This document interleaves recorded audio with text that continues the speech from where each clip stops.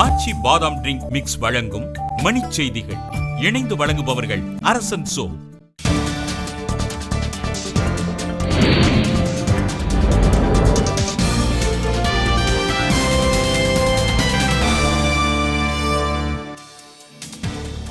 Petrol விலை லிட்டருக்கு ₹1 குறைப்பு இன்று நள்ளிரவு முதல் நடைமுறைக்கு வரும் என அறிவிப்பு.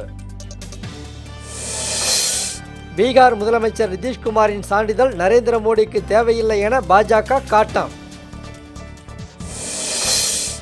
பாபர் மசூதியை இடிக்க பாஜகவுக்கு முலாயம் சிங் உதவியதாக நடுவண் அமைச்சர் பேனி பிரசாத் வர்மா புகார்.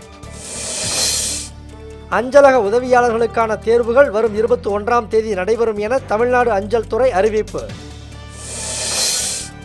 தஞ்சாவூரில் பள்ளிக்கூடம் அருகே உள்ள மதுக்கடையை அகற்றக் கோரி மாணவர்கள் மாவட்ட ஆட்சியரிடம் மனு.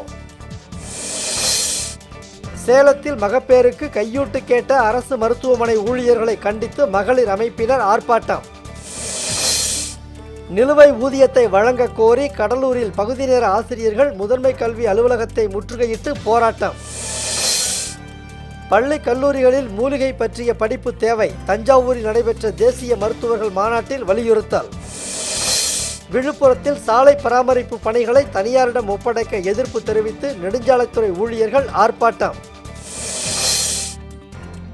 நெல்லை மாவட்டத்தில் பரவலாக பெய்த கனமழையில் இடி தாக்கி இளைஞர் உயிரிழப்பு.